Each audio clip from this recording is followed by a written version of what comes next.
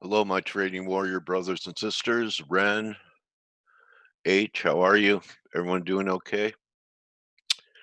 Okay, we're looking at our third day up in the Dixie. Shalom, Amira. If I were a rich man, yava viva viva viva viva viva viva vum. All day long I'd pity pity pum. Yidle diddle deedle diddle dum. A little fiddler on the roof. We have fiddlers in Washington while the country is burning. I thank you, Kevin. I am. I can't read Hebrew anymore. All right. So anyway, I've been talking about this dollar, and the typical reaction I get is like yesterday, someone said, I'm not impressed with the close, and there's still a lot of doubt, which is actually pretty good that there's doubt because, that'll fuel it, tells me there's not a lot of company trying to do it. DSI is not as extreme as it was, but then saying this, remember we have NFP tomorrow. So, I want to go to a little bit lower time frame. And it's very possible, we had some weak ADP data yesterday. So if we don't get a good number on NFP, what I'd be looking to do, and if you got long on the day it turned, you have good money made here and here and here and on the long side here. What I'd be doing is booking a majority of it. If the number is, very dollar positive, of course, I'll leave some chips on the table, but I'd rather react.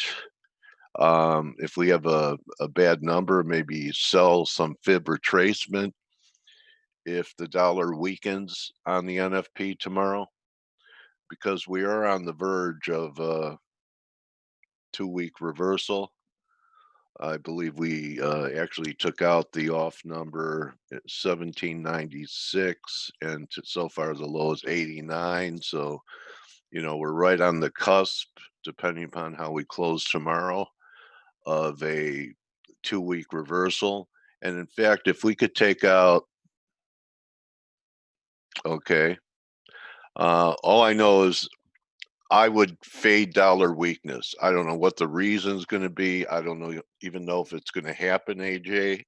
I'm just planning what I'm going to do if there's that type of reaction in the NFP. And I'm not going to go into the NFP and play roulette because that's what it is. I'd rather react to the reaction. Everyone with me on reacting to the reaction rather than trying to predict what the reaction to the NFP would be?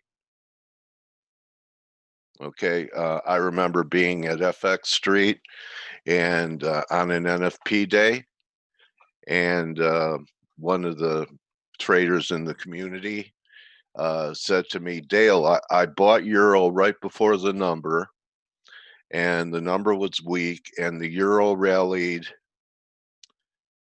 Oh, God, okay, you're not really thinking of thinking. Okay, and the Euro went up 100 pips, coach. Do you know what I said? Good guess. It was a good guess. So, that's my belief on red events, including the Fed and NFP. Now, I'll admit NFP hasn't been real market moving, but it doesn't mean it won't be. So, that's something to keep in mind. You had a pretty good week. It did happen on a turnaround Tuesday. This candle right here. So I think I asked my guest on Monday if he believed in turnaround Tuesday, and he said, Dale, could it really be that easy that all we have to do is show up on Tuesday for reversals? No, it's not that easy because you have to be there all the time to be there for the good times. But, it is a pattern that I've seen happen more than once. How many people have seen reversals on Tuesdays that have been around trading for a while? Have you guys seen that? So, it's a pattern that's been around. Like everything else in the market, not everything happens all the time, right? Always with Blake? Okay. So, I think that there's a pretty good possibility, and I'm not, proclaiming a dollar bottom here. I'm proclaiming a low, not necessarily the low. The low, only comes when you look back in the rearview mirror after a lot of time. I like that, Zig. Plan. Oh, yeah. The last one's hard to do. Oh, really? Okay. I thought Blake was skeptical of these. But anyway, so let's look at what it needs. The dollar needs to close just like the euro. It's very close to a 2 week reversal. That would be 93.20. And the dollar too could put in an outside week if we have a good day tomorrow. Okay. So where could we go if we're turning? Of course, the 94 level is key. It was key before we made a new low up here. Maybe you could lower it to 93 and a half, and then you have some moving averages here. But, when I look at the daily, why can't we rally back to 95 and a half, or even on the weekly, rally back to the breakdown, which is, around 96, and there's some moving averages at 620. And you take the break from here. I didn't do the fibs.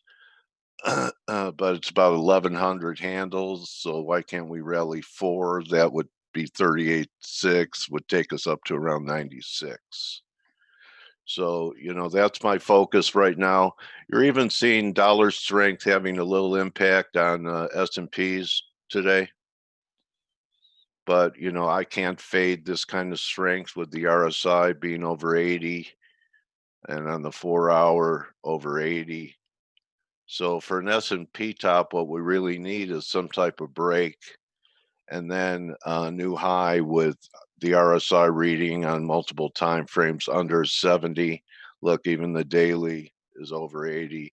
You have to go to real short time frames to find any kind of non-confirmation. And even here on the 15-minute, we confirmed. So, we have to at least get a divergence on this. Is the shortest TF I work with, a new high here, and I don't think this was, that we could still have another new high and at least wait for the 15-minute chart not to post readings above 70. So that's my view coming into today. We have Rohit with us at India Chart, so I know a lot of you guys like following the Nifty and what's happening in India. So we'll have Rohit here at the top of the hour. Stick around for him. And since it's investing.com Thursday, started to do this more often if you're interested in becoming a member. Okay, what we'll do is you could talk to Joe today, and we'll offer a price discount on the semi-annual, which works out to 104 a month here. Maybe he'll do a little better in the annual, which works out to 9 pips a month on the full contract. Okay, and you get everything. So this is our full membership. If you're interested, contact Joe Perry. If you haven't seen our platform, here's our dashboard, and that's Amanda. And you get all of this. You get very rare on a website to have different forms of technical analysis all on one website. Usually they're, the guy's an Elliottician or he does harmonics, but to have, Grega and Andre and Blake and Steve and Stell in here. And then you could compare what's going on. This is traffic lights. Red means, bearish. Green means bullish. Yellow is caution or neutral. So you get all of this here. Uh, Anyone interested in talking to Joe Perry, I'll have his email put in, or maybe Joe's even here. So this is going to be a discount Thursday to investing.com viewers. We do cover stock indexes, and some of your hottest sectors have been miners. And then I just want to leave you with one thing that I was talking about with Nargis yesterday, and she was showing the oil, and I had her pull up the XLF for any of you guys that stuck around for the interview, and the XLF was weak before this happened in crude. And I said the shares implied lower crude prices. In here, I thought we'd get one more high. I don't think we're going to get one more high now. I'd be looking to sell rallies back towards 42 to 42.50 and be wrong over the high. So this is another sign. So a couple of chips in the armor of this S&P rally. I think we will get a top this month for a correction, maybe back to 3,300, 3,000, something like that. But here's a chink in the armor. You have a breakdown in crude on a weekly basis. You could tell. I mean, look at the range compared to what we've had. That looks pretty vulnerable with a lot of space underneath it. We take out 38, we could go 34. I'm actually looking for 32 to 28. I know people that are looking for 15 before this is over. The energy sector is one of the few sectors that did not participate in this huge move up in stock indexes. So, you don't have to be a hero, sell the weak sister. And that was energy. And technically, on short term charts, we finally had a breakdown. So I think you sell rips for quite a while now in crude. And with that being said, I'm going to bring Blake on here. Uh, I know that I'm sure getting used to having that bias chart up every day. How about you guys? Having him run through his bias chart make some things pop out for me as a trader, so I know it does for you. How you doing today, Blake? Good. Yeah. I hope everybody's enjoying the bias chart. It's something that I I am. did for so many years, and it's I've kind of passed the torch over to Paulie to do it during the European crossover, which he still does his own. But I hope you guys are enjoying it on a daily basis. So thanks. So how's it going there, Coach? Okay, so NFP tomorrow, but so Yep. far not much talk about what the dollar's doing, Blake. What's that? Yeah. Well, no. Well, we're starting to see actually murmurings yesterday of the dollar, and Oh yeah. um, you know, just the dollar was gaining strength. Is this more than just a counter trend move, or is it Okay. is it going to be a little bit bigger than what we thought? And the fact of the matter is, we are pulling back to some pretty key levels now. Whether the dollar continues here probably has more to do with the jobs report tomorrow. But Yeah. I'm actually looking at the most important things to me right now are gold, which is still holding above support for now. Yeah. Matter of fact, you could say it's low today was right on that trend line support right here. Wow. So, as long as we hold above that, you can't get too aggressive being long dollars. And then at the same time, you got the euro dollar that's above the channel support, which we've been talking about for the last several days. So, Right. will we break? And will it happen ahead of the jobs report? It could. I mean, you have to realize the stock market has gone straight up across the board. And right now, the biggest reflationary trade is what, Dale? What is the biggest reflationary trade? NASDAQ. Well, no. What is the biggest reflationary trade aside from being long stocks? Short treasuries. You guys all suck. All right. No, being short the dollar though. Oh right. yeah. You know, being short the dollar. I mean, you know, you're just short dollars. You're long gold. You're long crude oil. You're long stocks. You're just short dollars. And you know, if the euro breaks through here, and this is kind of how I'm seeing it right now, we might get a little bit of a shakeout today ahead of the jobs report. You know, maybe back down towards, like, let's just say, you know, roughly 117. But for us to go from 117 to 115 probably has more to do with risk appetite and maybe even that jobs report. We might come under some pressure today. I think the euro is going to be really important as far as support goes. Is going to be the one. Well, now it confirmed it last night. The low was 117.89. If you you know, go to Forex Analytics, go to the analysis from last night. In the event we see further, this is last night. In the event we see further US dollar selling overnight, support should be strong just below the 118 level, as this is channel support. Yep. So we dipped to 117.89. Yep. And then we bounced back to 118.35. So you can see how strong that support level is. So my opinion is I probably misdrew this a little bit, which, you know, happens. You know, it's probably just like that. So, I mean, you know, below 117.90, yeah, it's going to be, you know, we're going to probably see some selling there. Yeah.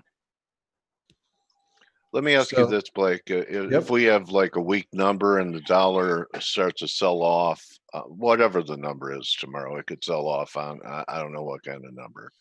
Would you use dollar weakness? Would you fade dollar weakness on the NFP tomorrow? It depends where other assets are at. It really depends on, you know, where gold is at. I mean, if gold's below 1900 tomorrow, and it looks like it's going to stay below it, and we get some dollar weakness, you know, out of the gate. Yeah. And especially if it's a weak number, because if it's a weak number, the dollar may weaken a little bit, but you also have to think that a weak number is going to yield us a, you know, eventually a stronger dollar as stocks might come under pressure. So really kind of depends on what other asset classes or what's happening in other asset classes. It's a hard question to answer. Okay. Right now, because it's not so straightforward. You know, it has been.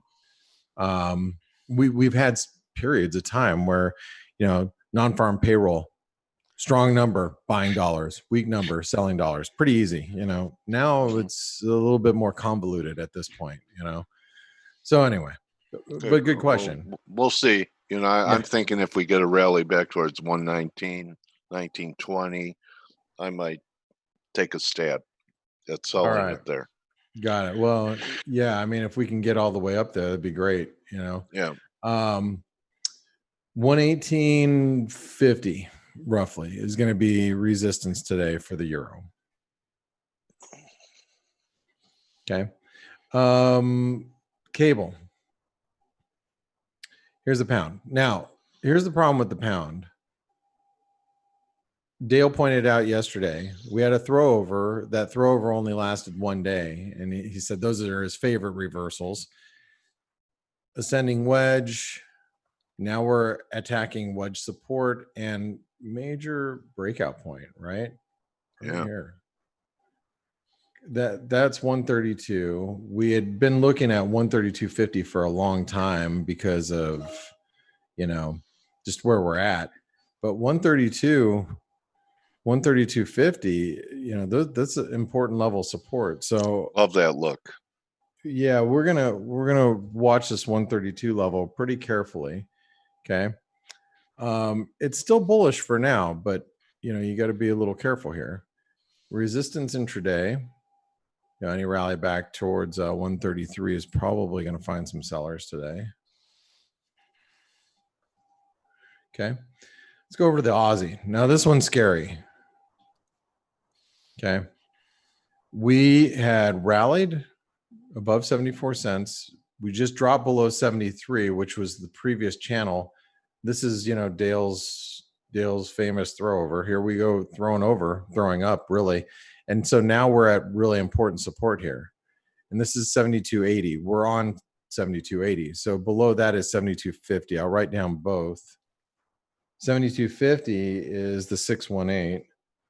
72.80 support, and I'm keeping us in range now that we're back below this into the channel. So now any rally back towards 73.20 is probably going to find some sellers today. It's not very far away from where we're at. Kiwi is one of the things, if you read the analysis in the New Zealand dollar, just basic technical analysis, the last couple of days since August 31st, the 127% extension called the rally. I should say capped. That was a typo. Capped the rally, but while we trade above 67.10, we are in breakout territory with the RSI, which is not overbought. And then we started talking about how it's divergent RSI, the risk for longs intraday.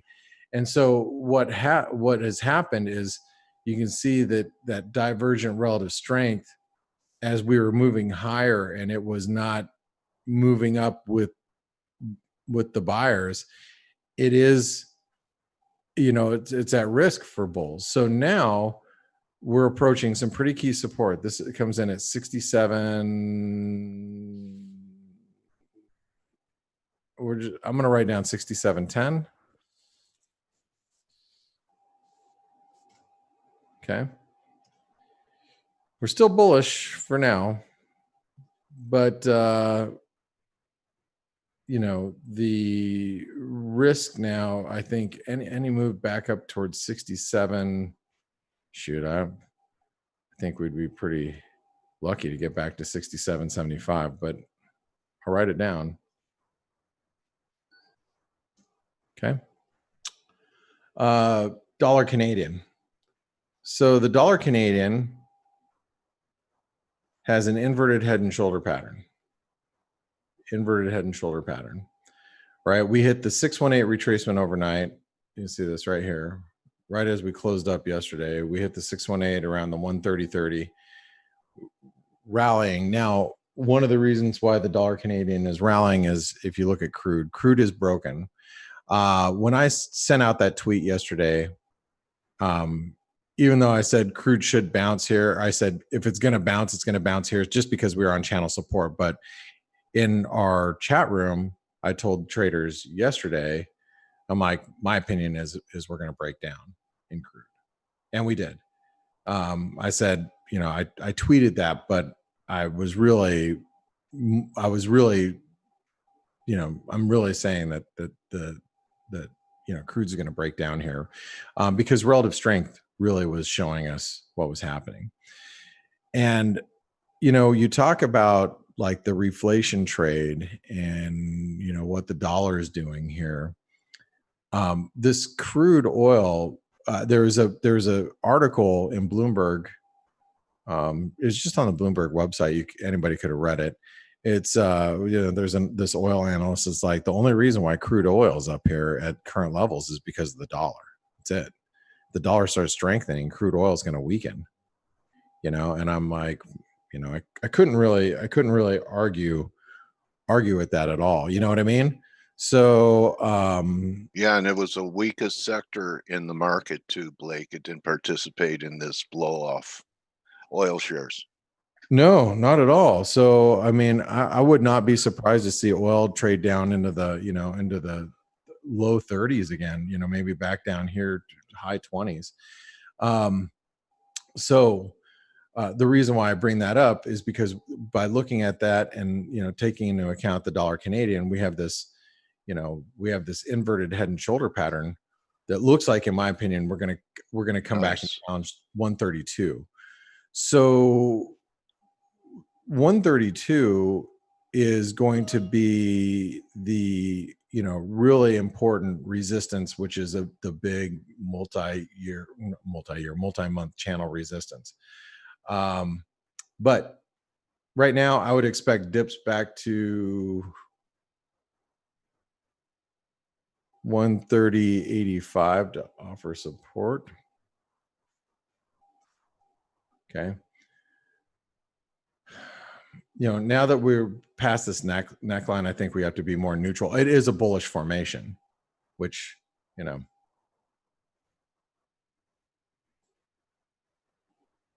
should take us back up towards 132. But, whoops, I didn't do that. Sorry, wrong thing. Resistance intraday probably be the 161% extension of this move at 131.30. And then if for some reason we really start to surge, 132 will be key resistance. Okay. Dollar Swiss. By the way, we do have ISM today, which is going to be important. We have weekly unemployment claims, obviously, but ISM services data is going to be today.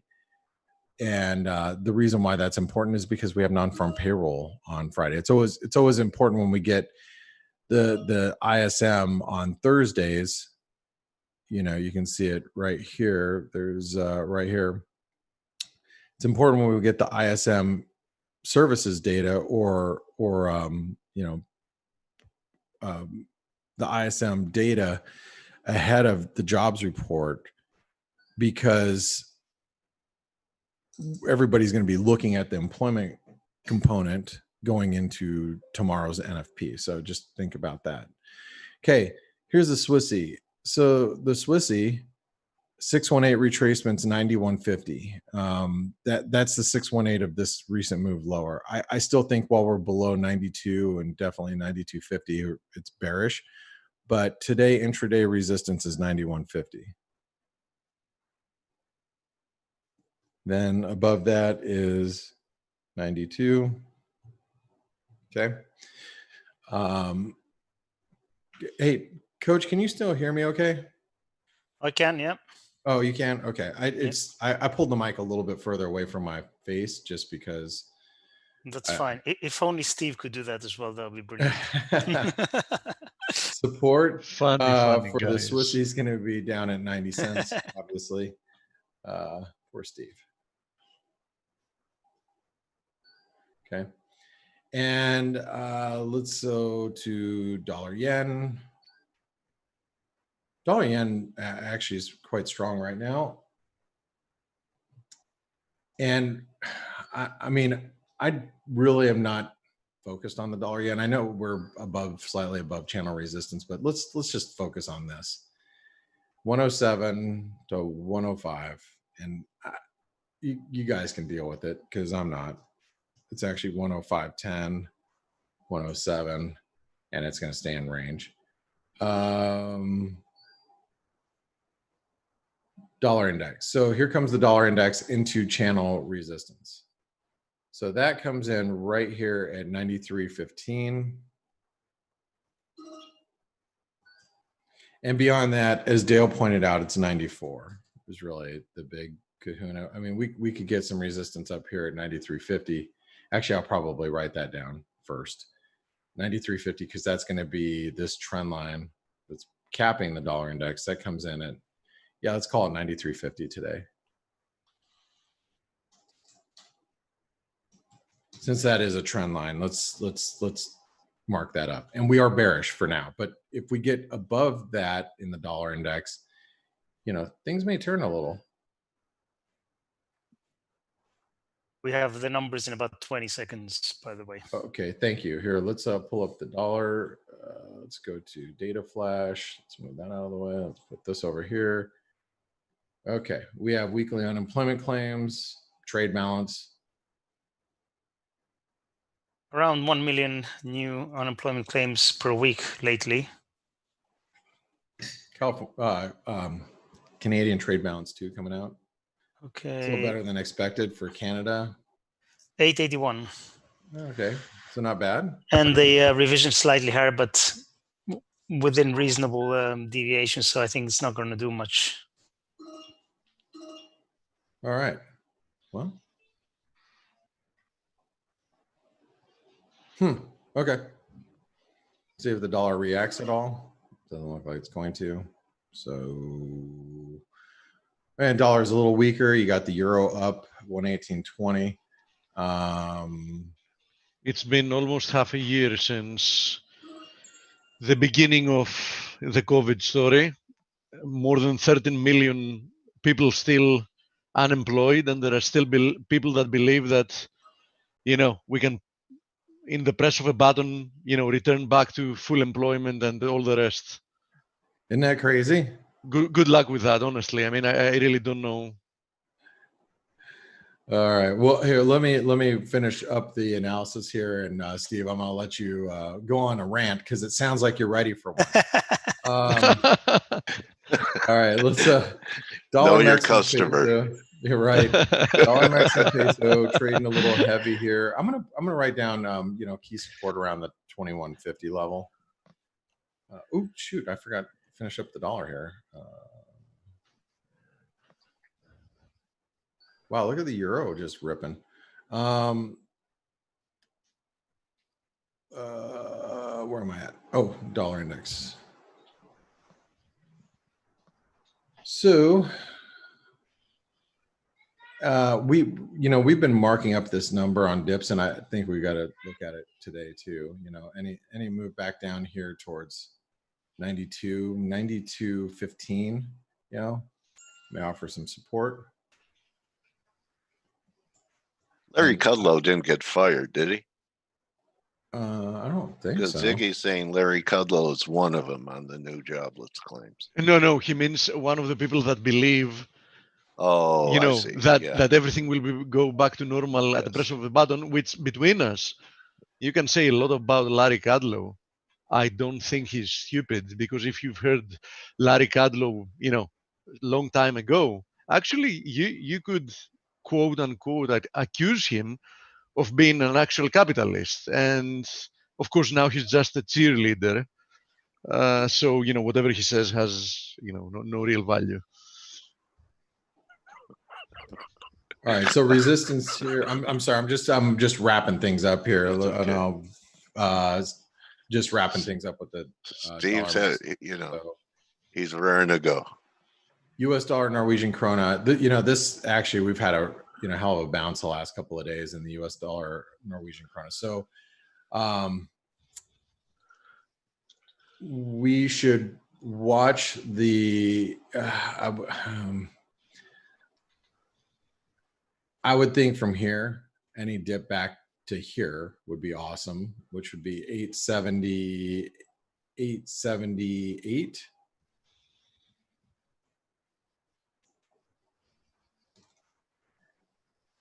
Still bearish, but with crude oil breaking down now, I wouldn't want to be on the short side of the U.S. dollar, Norwegian krona. Same with the dollar Canadian. You know what I mean? That's why the dollar Canadian is getting a lift. I wouldn't want to be there.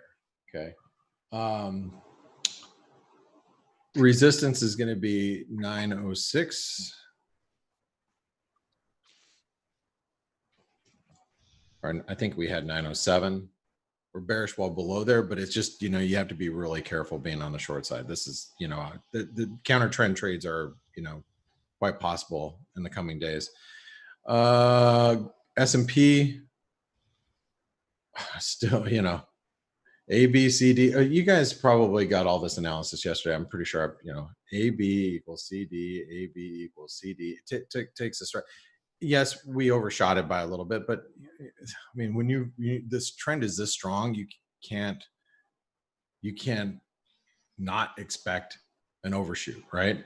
So I'm going to just mark up 35.85, and then support is right here, 35.26, or let's just call it 35.25.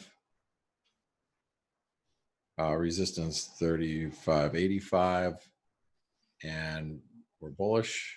This isn't great resistance and this isn't great support, but the reason why I'm watching this support is because if we start, breaking through here, then that means we are making lower lows, that type of thing. So, wow, the euro is really just squeezing here. Hold on. It just squeezed right past a little bit of resistance.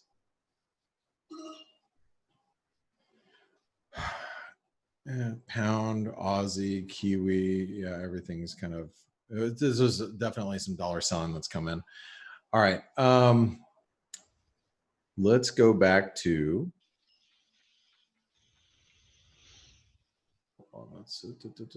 Gold. So gold, as you guys know, super close to support. Where is it? Here, there it is. Okay. Everybody should know this trend line all the way up, all the way from post-COVID lows. 1920, basically 1925. That's all I need to know. 1925. I'm going to put so many asterisks there because that's how important that resistance is.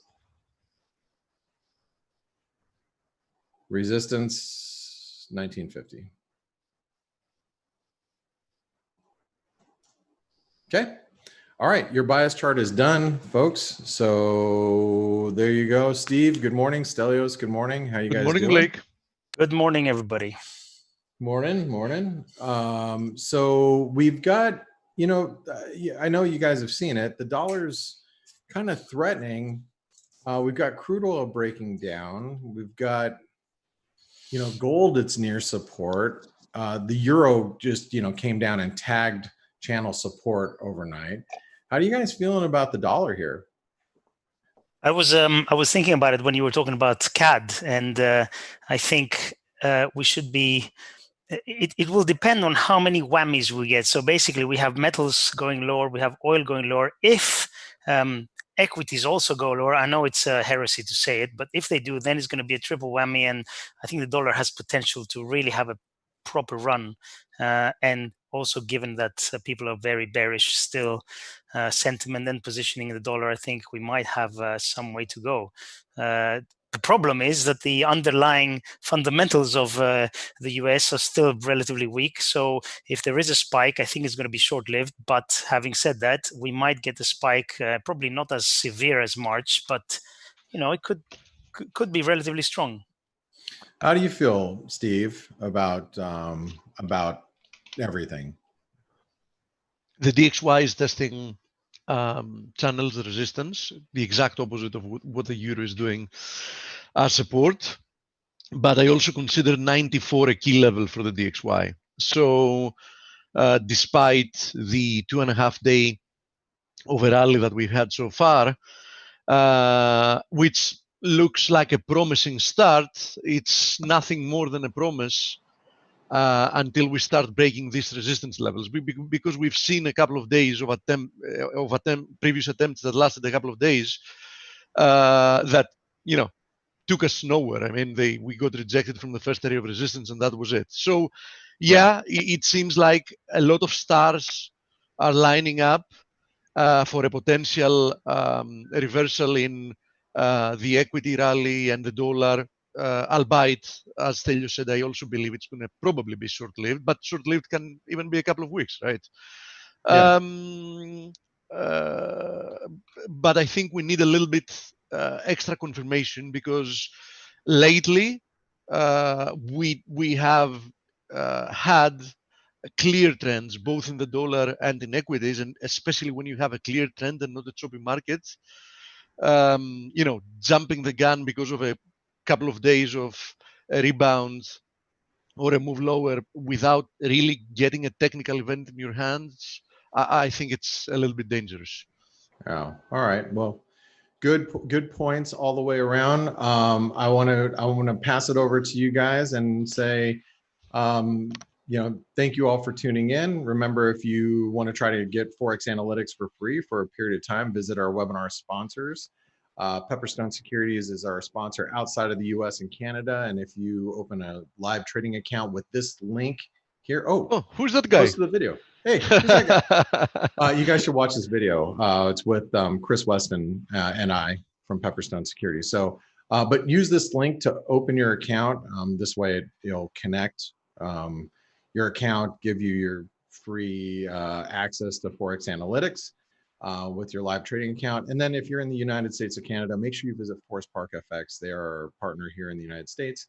They'll help you with cashback rebates. So yeah, hey, you guys should watch that video. I forgot it's there. Yep. Like all right, a movie you guys. star, Blake. That's it, right. All right, guys, have a great one. Thanks for tuning in with me, and don't go anywhere because Steve and Stelios and Dale are going to take good care of you. Thank you, Blake. He has a face for Thank you, radio, Blake. doesn't he? That's me. That's me. Good hunting, Blake. Thank you, Blake. So, hi everybody. Hey, almost scoliosis. Almost Friday. Almost Friday. Almost Friday, yeah. Every day is almost Friday. Even though for you, Steve, it doesn't make any difference because you work weekends and holidays and everything. But that's a different story. No, He's an android, I think. Yeah, you can call me Data from this point on. Lieutenant Commander Data. I love that series. Oh, so now when we say Data's coming out, it means that you're coming out of the closet. Nice.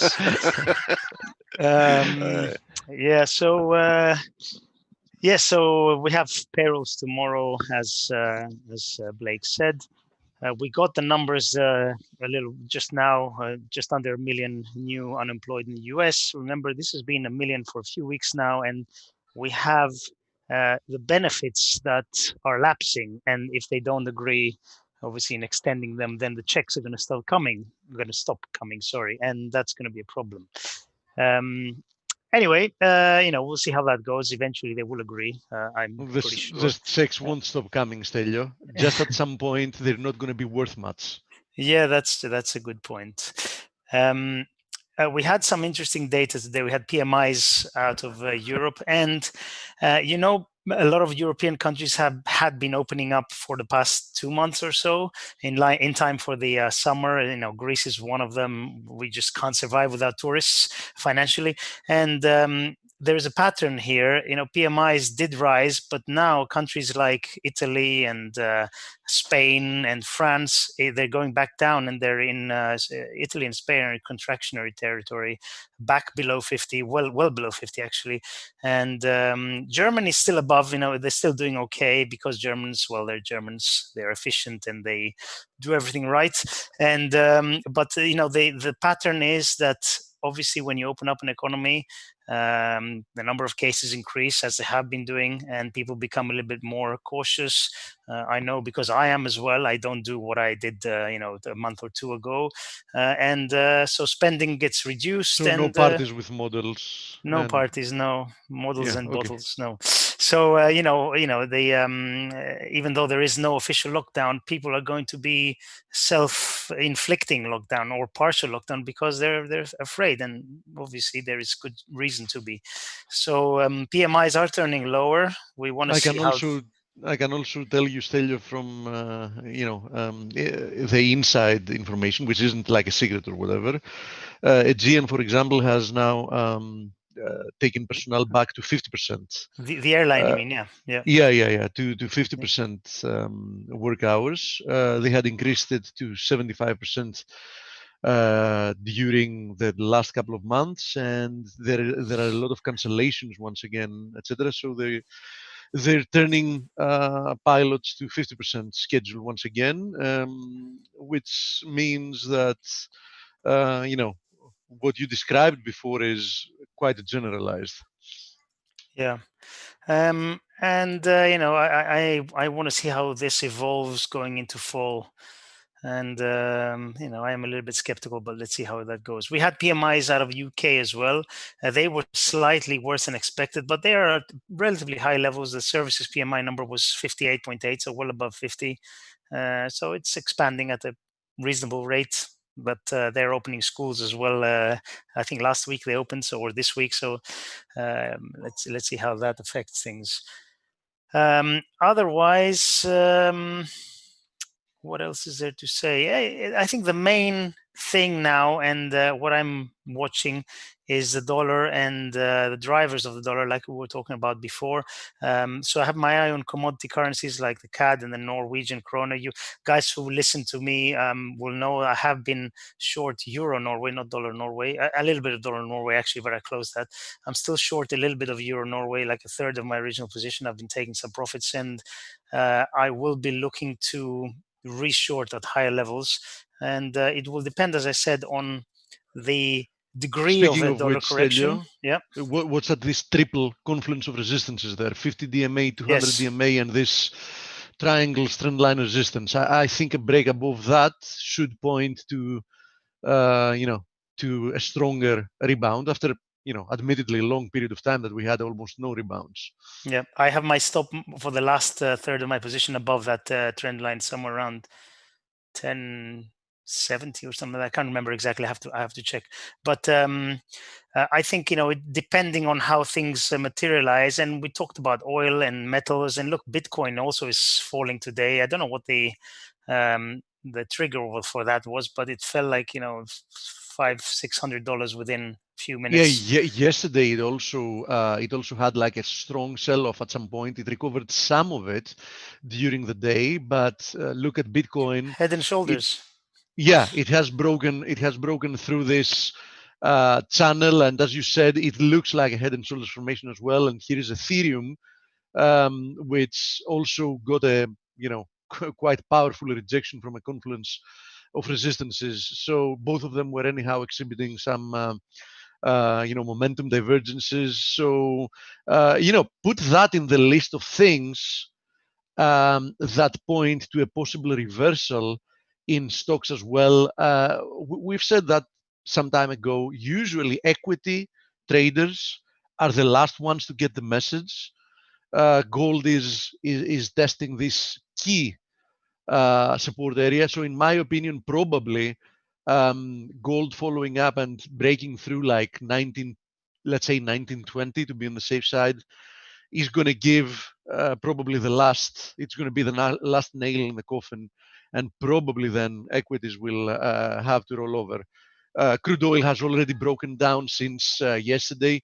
I remember it's one of the last things I mentioned in a webinar yesterday that, eventually this thing is going to either break to the upside, which I thought that would be extremely short-lived, or simply break to the downside. And it really looks like that's the case. We're currently testing the 200 DMA here in the continues, but I don't know. It looks to me like crude is already broken, so people should really be careful. I agree. I think crude has another leg lower, but like you said, we have to see what happens with risk assets. If equities turn higher and continue higher, then it's going to be difficult for oil to go a lot lower from here.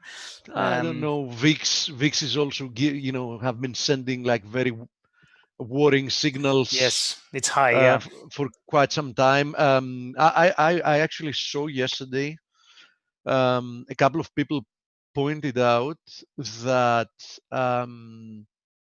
it was the highest VIX close at an all-time high in history. Yeah, that says a lot, and VIX usually is it gives a warning. When VIX is high, it's something you definitely need to be watching. Look at the VXN, which is the Nasdaq's volatility index. I mean, even stronger. Like, look at this divergence. I mean, it has been producing higher lows while the Nasdaq has been ripping higher. I mean, it has literally gone vertical. So I don't know. I mean, I wouldn't be buying here no matter what. It looks to me like it can really, really plummet lower. I mean, we've talked about this before. This type of an environment can produce like, huge periods, like 1-2 months, that you literally get almost no sell-off, and you get this constant drift higher, and then within 3 days you might retrace like 10%.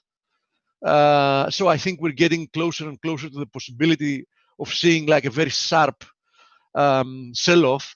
Even if it proves to be short-lived, I'm pretty sure that it's going to shake out a lot of weak hands, because what was missing to call this like a massive bubble in the past was the massive retail participation that we were seeing during the previous bubbles, during the 2007, 2008, and The tech bubble was particularly bad. and during the tech bubble. But now, following the COVID response of central banks and fiscal policy and all that, we've really started seeing crazy stuff happening with retail investors. People like using massive leverage through options and just chasing momentum higher and bidding up what is already extremely overbought gets more of a bought. So I think this is an extremely dangerous environment.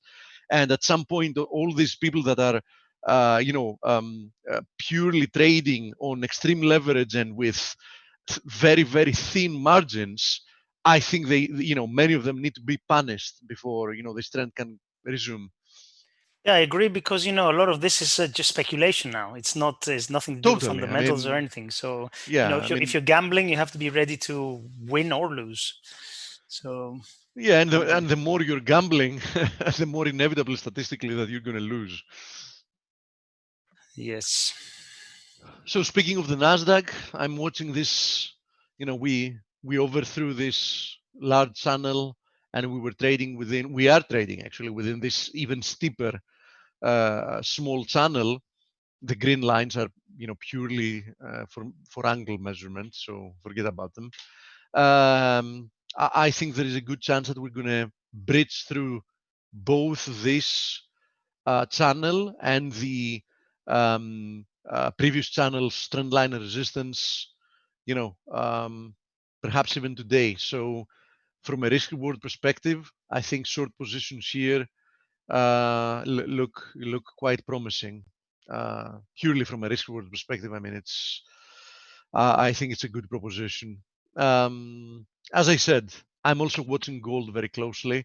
I think that if gold also loses this support area, probably going to accelerate lower and unfold. Why not towards 1820? I mean, I had my eyes on 1820 since we had this first leg lower. Then it started looking like we might just get a symmetrical triangle, and it's still a possibility. I mean, from a risk reward perspective, if you want to buy gold, you do it here. You can risk very, very little, and if it works out, it works out. But in all probability, if we break through here, equities should follow as well, and probably we're going to see another sharp sell-off. And as I said, 1820 looks quite attractive to me. The picture Sharp in sell-off silver, in everything. yeah, Sell everything exactly, except the dollar and the VIX. Yeah. I talked about the VIX early in the week when we were about 22, and Blake was showing that megaphone. Asked me if I would short it here. I said, I would just go out and buy some time and VIX calls, and that way you're not getting run over for 20, 30 handles. Here's the megaphone trying to be you're perfect. about, by the way. Huh? Here's the megaphone you're talking about. I only have it on the weekly. Yeah. And so and I didn't expect the VIX to go up while the market kept going up, but I thought that was a better way to play it. You have defined risk. VIX was giving you some indication that there was something going on, even though the market was going up. So, I'm not a big proponent of options. In fact, I say options are like relationships. 90% of them expire worthless. I know because I have a lot of expired statements from early in my career. Oh, no, I don't. I burned them. But the VIX, I was wondering what kind of target you could come up with if we break out of here, Steve, on the VIX. Yes, absolutely. So the VIX, I think, is going to be attracted once again to this 45 level area. And from what we've seen in the recent past, we can really explode towards 45 in a matter of 2-3 days, right? Like last time. Yeah, like last time. Now, somebody can say that in this environment, equities will continue to climb higher for quite a period of time. And in that context, we might start seeing like a series of lower highs, which is a valid argument. But even if that's the case, I think, okay, previous time, previous little spike was at 48 and the next one was like at 44.7. Even in that context, yeah, we can make it to 40, for example. And, given where we are having to do with equity prices and the indices, 40 is a very high reading. And especially if we get there in a couple of days, we can very easily see, as I said before, like a almost 10% retracement in a matter of like 2, 3, 4 trading days before people start stepping in again and buying everything. Of course, everybody, if that starts happening, everybody's going to start looking in the direction of the Fed and wait for some type of a hint, that they're willing to take an extra mile as every time it happens. And that's one of the multiple reasons why this type of monetary policy is just insane, because the first thing it brings on the table is extreme moral hazard, because every time something goes wrong, everybody's looking in the direction of monetary policy and it's like, okay, what do you have to give me now in order for me? I mean, the stakes are going higher and higher. We're climbing higher and higher. The air is more thin, and there is more energy that is required to keep valuations that fundamentally make no sense, because we're just being fueled by easy money and extreme monetary policy measures. And how about, Steve, that markets are selling off and Congress finally feels pressured to get another relief bill out? It's not the Fed this time, that maybe it's fiscal. I think inevitably, and I had said that a long time ago, I think inevitably, Dale, especially pre-elections, they will release another relief package, no matter what. Well, maybe this will be the motivation for them to do it if we sold off 10%. Yeah, I mean, will it push towards that direction? Yeah, absolutely, it will. Do I think that even if we don't have like a big sell-off in equities, they can go all the way to the election date under current circumstances without throwing another relief package? No, I think one way or another they will. Perhaps a sell-off in equities will make it be bigger, or more inclusive, or who knows what. Because do you remember TARP and the of course. Okay, target, asset release, relief package. Well, they didn't pass it the first time. No, they didn't. And the they market locked up. Right. So Yeah. the next day they passed it. Yeah. Okay. So, sometimes market pressure also gets, our representatives to respond, not just Jerome Powell. Although it's not the same thing, because they've already rescued the key components of the financial markets. Yeah, because corporate bond market, junk bond exactly. Market. So they've already saved them, because they completely seized during the first, after a couple of weeks through the COVID lockdown. So they saved all of those. I mean, they in essence they made those 10 SPVs and they bought everything, and they're still trigger happy, and they'll be more than happy to buy everything. That's why we've seen like traditional correlations, like yields, for example, in poorly rated corporations move lower despite bankruptcies climbing higher, so on and so forth. So they've already rescued the financial system. So TARP is not a good example, because then they had to act in order for the wheels not to completely fall off the bus. Yeah. Okay. Unfortunately, they're not so sensitive with humans. Yeah. and the only reason they're going to be a little bit more sensitive with humans now is because humans are going to be called to vote in a couple of months. That's the only reason.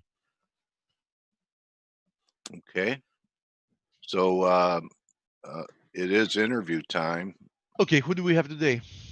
We have Rohit Srivastava at India Charts. Excellent. He was very bullish last time he was on, so I'm interested in seeing Let's see if what he he thinks thinks things are too stretched. And he flipped from being bearish to bullish last time on. So let's see what Rohit has to say.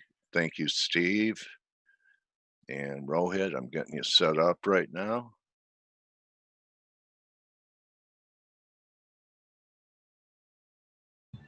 You're unmuted.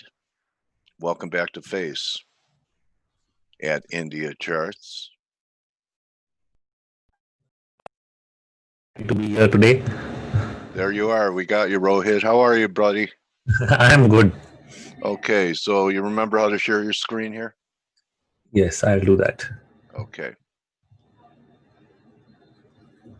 All right.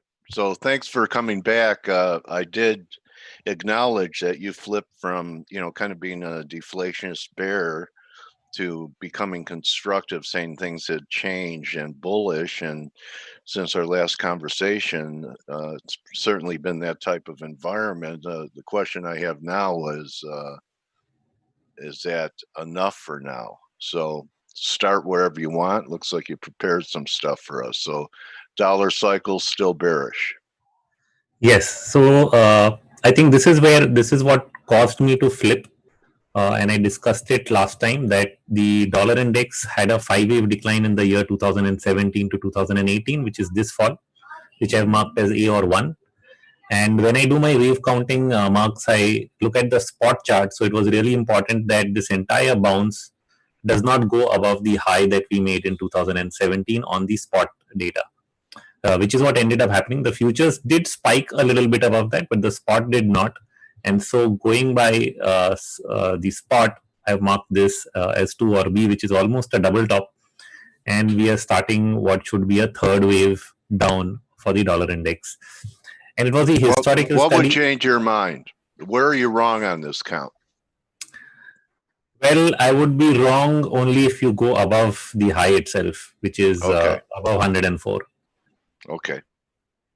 So that was the testing phase, 2019. For a long time, I think we were at 61% and 66%. So it almost looked like you'll get that swing down from there itself. It didn't happen, and the pandemic really swung it all the way to the double top point.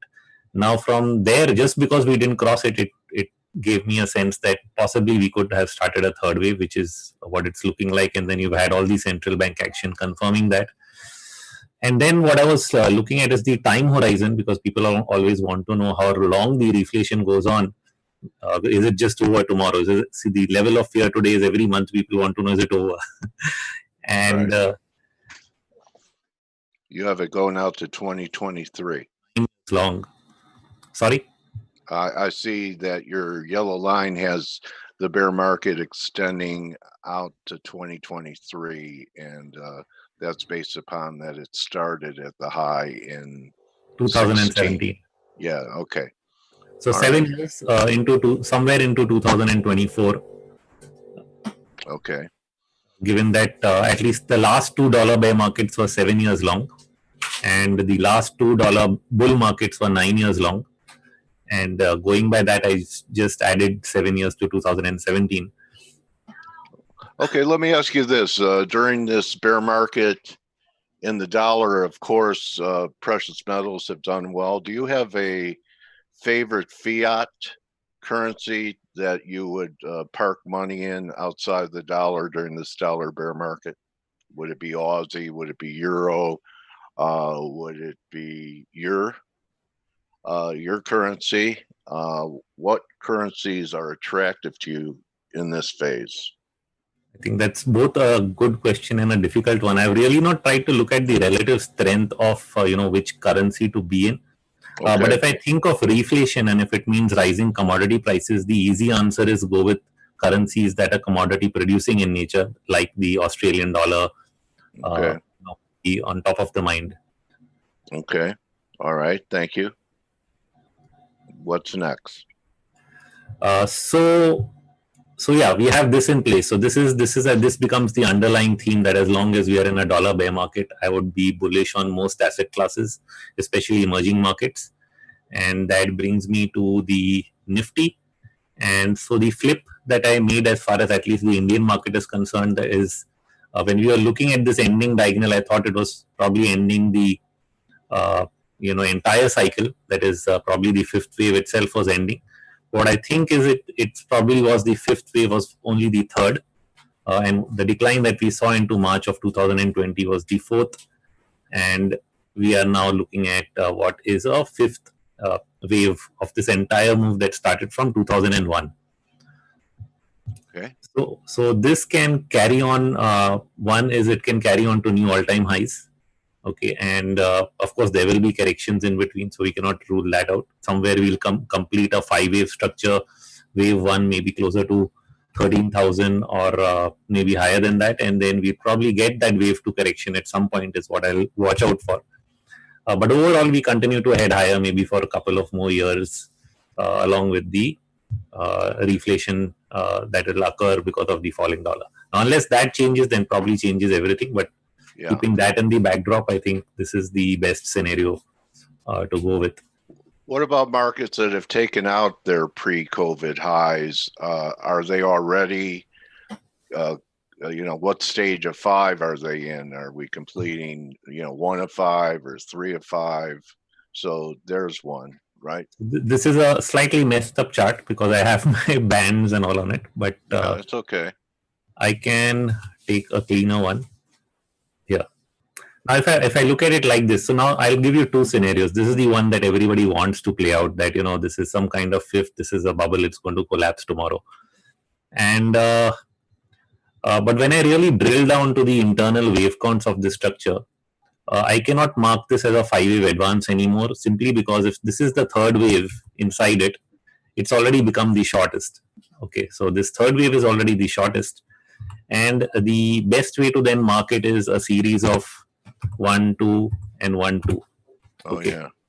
That could go on forever, right? That could go on for a long time. So we are somewhere in the third of third.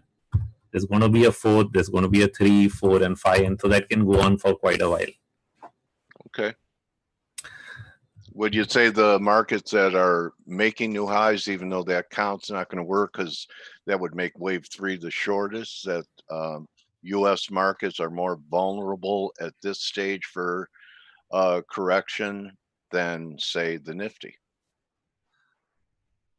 Not on all points, because when I look at the US market from its internals perspective, which means if I look at the Russell, I look at the transports, I look at all of them, right? So the moment I start looking at all of them, they've all not really participated. So if I only look at the S&P and I just draw a simple indicator, which is your RSI, and the RSI is now at almost 82, you would feel that it's susceptible to a decline. And even the RSI for, I think, the NASDAQ is almost 85. So that's high. And when we look back, you see the 2018 top where you had a flash crash after the RSI really hit 86. But the history of RSI is that probably this flash crash of 2018 is the outlier, because if you go back and look at the last multiple occasions of high RSI readings, they're usually indicative of a strong market that is developing. And the final top in the market really does not occur till you get a negative divergence. Okay, even after a very high RSI read, there will be a pullback, then there's further high, then there's a negative divergence, and only then maybe you get a final high. That's what I've typically seen in these scenarios. So I wouldn't want to compare with 2018 and say, oh, this is very high and it's going to, get hit. There could be a correction to get it out of the overbought scenario. But when I see it, see the Dow, say, for example, it's just getting into this zone. It's just crossed 75 yesterday, and it's still not there. If I then move on to Russell, it's actually gone through a long consolidation. All of August, it has been consolidating. The Bollinger Bands have tightened. Looks nothing like the other indices. And so for all what I would expect is when you see a slight pullback coming in, maybe the S&P or so, you actually might see strength in the small caps and mid caps in the US. So the Russell would actually take off to a higher zone. Now the same would appear to be in the transports as well.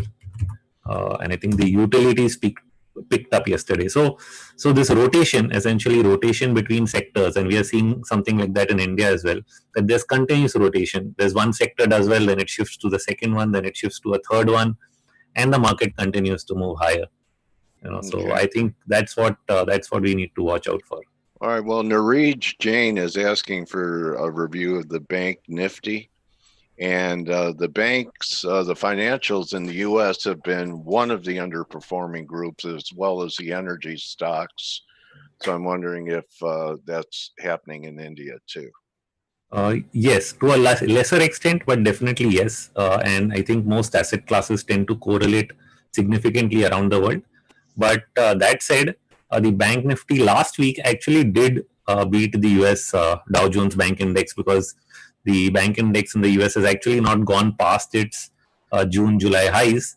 But the Bank Nifty managed a late rally in the last part of August. And so last Friday, it was actually up here. And then this week, we actually got this one bar sell-off, and we've been sort of consolidating. If I'm really not going down to an hourly chart, but there's some sort of a triangle pattern out here on the hourly. And that tells me this is a very, very minor degree, 1, 2, 3, 4 going on. We've still not completed this move. And how it started off is, so I have what I've marked is I've marked this as the orthodox bottom in wave Z of the previous decline. Okay, so to put it like this, and this initial move is 1 and 2, and we are somewhere in the third wave. So that's still developing. My sense is it would at least go to the point where the third wave is at least equal to the first, if it doesn't become an extension. So this minimum expectation would be that it carries itself somehow to say 28,500, with the main hurdle being the 61% retracement mark, which comes in somewhere around 26,300. So that's what I'm looking at. Is there anything impulsive in that chart? I mean, to me, it all looks, corrective action since we bottomed. I mean, where's the impulse? This initial wave is a 5-wave move up here. Okay. And so what I've taken this as, and which is why I drew these lines, this is a leading diagonal. Okay, so it's a 5-3-5-3-5 structure. Okay. Okay, so I've taken this as 1, 2, 3, 4, and 5 inside of this. So there's also 1, 2, 3, 4, and 5 here. Then this itself is an impulse. So each of these rallies are impulsive, but they're overlapping, which is why it's a leading diagonal. And from there, we started a third wave. Now we can argue that this leading diagonal is A or whether it's 1, so that we can leave open. But it's still a third wave, so it's 3 or C which is going on. And till we complete all 5 waves within that, I think there's still some upside potential. Okay. So anything outside of equities that you're paying attention to? Equities, the dollar, mining shares still look pretty good, don't they? And there is a request for the Indian Oil Corporation of NSE. Do you follow that? Okay. So the oil marketing companies, while I have liked them, have been pretty lethargic right now. Okay, I do sense, just looking at the Indian oil company, that it's made its first wave up, probably consolidating in wave 2. There's one long consolidation going on. It could be W, X, Y, complex correction. Okay. And once we complete that, probably we do get a third wave, but a much slower move happening in this sector right now. So, which is where we are really not seeing the momentum. Yeah, same with U.S. oil companies. In fact, the oil price has been stronger than the shares, and to me, that's kind of negative. But so, since you just asked me about metals.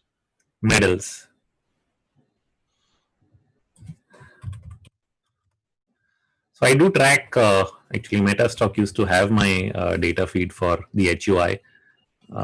But the vendors actually pulled it out. But anyway, we have it here. So the HUI, when I really moved to a slightly longer term chart, I think it bottomed again. It bottomed around there where the dollar really peaked in 2016, 17, along with gold, and you had the first wave and then you had the second wave. So I think this whole structure, the way I've gone about it, is taken this entire thing in as wave 1 and wave 2 into the March 2020 low. And from there on, we started, I think, a very powerful move in the third. So this is nowhere done. I'll just drill down to the daily chart and break it up. So the third wave, the major wave, is actually started from this March low, from where we are now breaking up into multiple subdivisions, which I think will simply go on because the initial legs have ended up being 1 and 2. Then you have another 1 and 2 going on right now. And once you complete that, then you have 3, 4, 3, 4, 5. So long way to go. I think this is, Okay. I mean, this is the obvious place to be when you have a reflation trade. You have gold going into a bull market. If you're looking for higher returns, then gold, definitely gold mining, US stocks make up for that. Do you ever think what, when you have a narrative, what events, I know you're mainly an Elliotian, but you also have a good feel for what's happening economically. Do you ever think what would change your narrative and like what could be behind weakness in the dollar ending? Is there anything you could come up with that would change that scenario? Yes. So the risk is how far does inflation go such that it forces the bond market to react, right? Okay. So moment you are forced to raise interest rates, and we are all well aware that debt levels are very high in this world, and you cannot really have higher interest rates. So even from an India perspective, I continuously keep watching the Indian 10-year G-Sec yield, and India's 10-year has actually been pretty peculiar. So I'll just open the chart. So interest rates are the only thing that could derail this. Yes, interest rates could derail it, and the fight, of course, has always been between deflation first or inflation first. And as long as you had the rising dollar, the risk was you could end up with deflation first. Now that you have so much monetary action, government stepping in, the tide has turned towards inflation first. Now, if inflation numbers really turn out to be so high that they force bond yields higher, that's where I think risk comes. And that would be pretty far down the road. Yeah. Right. So it's going to be markets going to I think, as they say, fall on their own weight at some point of time. They're going to pop on their own. It's not going to be driven by something. But so right now you're looking for a little pop in yields before yields go to new lows again. It has happened. This chart is not updated for the latest data. We've seen a slight pop till here around. We've seen it come up slightly above 6%. Yeah, 10-year has popped a little bit too, from 50 to 65, 70. Yeah. So this is the latest chart, right? Okay. So the pop is visible here. So I'm marking this as this initial leg down as a 5-wave decline. I thought this pop could have gone higher. Maybe we always open to the 4th wave. So we don't know whether it may even further subdivide and, give you that pop. Because in India right now, despite all the slowdown, we are actually seeing inflation data spike up. So the CPI inflation, the consumer price inflation because of food prices, is actually hitting around 6.2% again. And the Reserve Bank's target range is actually closer to 4%. So they are above target.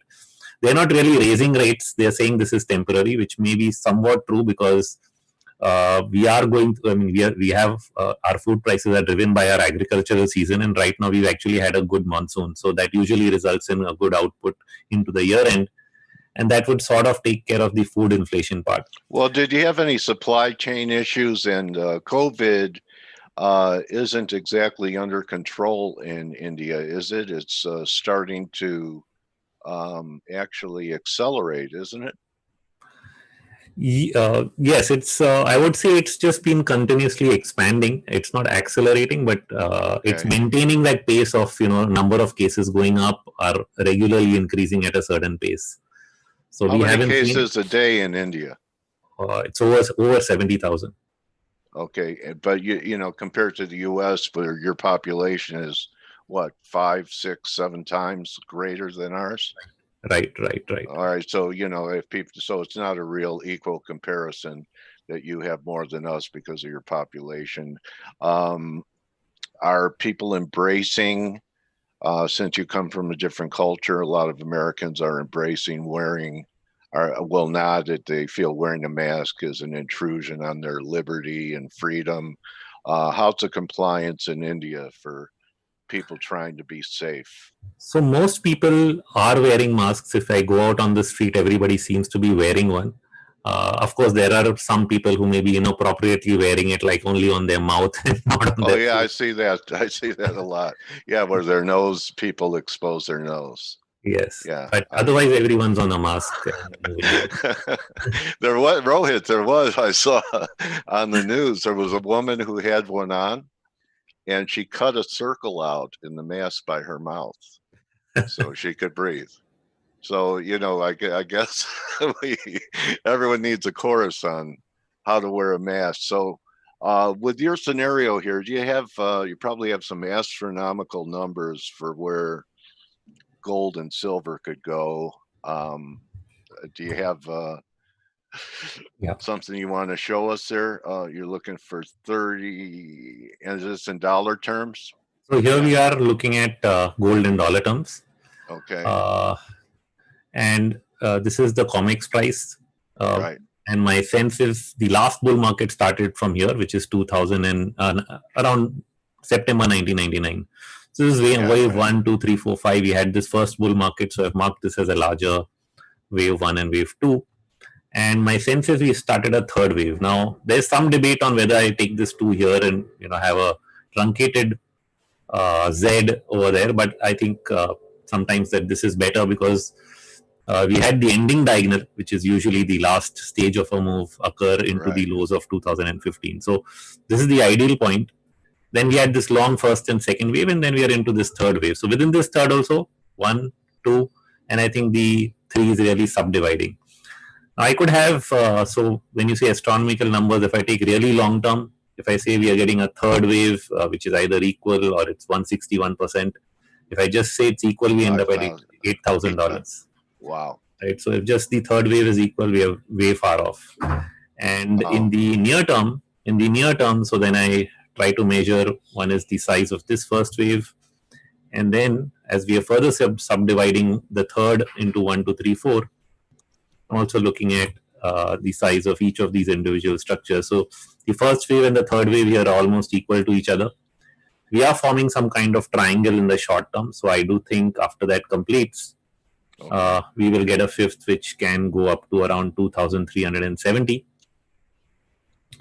And that would also somewhat coincide. In fact, it would overshoot the equality with the third. So I wonder if we're going to get an extension. So if I do a 161% of this, then we get a number which is closer to around 2,550. So those are two numbers for the near term, 2,370 and 2,550.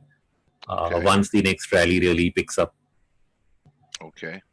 So if that's it, why don't you show people your website? Sure. And how they could get a hold of you and follow your excellent wave work. So my website is indiacharts.com. We've just recently last week launched an app. The website is also redesigned since the last time I was with you. So we put everything here under categories. The moment they go into categories, they can choose Nifty, they can choose currencies, commodities, stocks, or the long short report, which is my monthly strategy report. And if they like being notified about everything I write, the best way now is to just download the India Charts app from the Android store. We'll have the iOS version in another week. And once they sign up, they just get notified about all the articles I'm writing there itself. They can post questions right at the bottom. So I try to answer as many as I can. And that's the way to do it. All right. Well, I love having you here and getting your thoughts and your counts and your views, and appreciate you coming here to edify our community, Rohit. And my trading warrior brother, I hope that you and your loved ones remain untouched by this virus, and that you continue to have prosperity with your wave counts, and also for everyone that you work with. So I appreciate you being here today, my Thank you. trading Thank warrior you so brothers. much for Thank the you very wishes. much. I wish you the same, and really happy to be here. Okay, so that's it. You can also follow Rohit on Twitter at India Charts. And I know every day in Face, people are always asking for the Nifty. You got to follow this guy if that's your interest. He has a handle on global markets, but you know, everyone focuses on their native local bourses. So anyone in India, I would definitely recommend following Rohit. Thank you, buddy. Thank you. Thank you so much. All right, so that's a wrap for us today, and we'll see you tomorrow for the NFP. Remember, don't just count your pips, count your blessings, and we'll see you tomorrow for the number. Adios. You're very welcome. You're very welcome.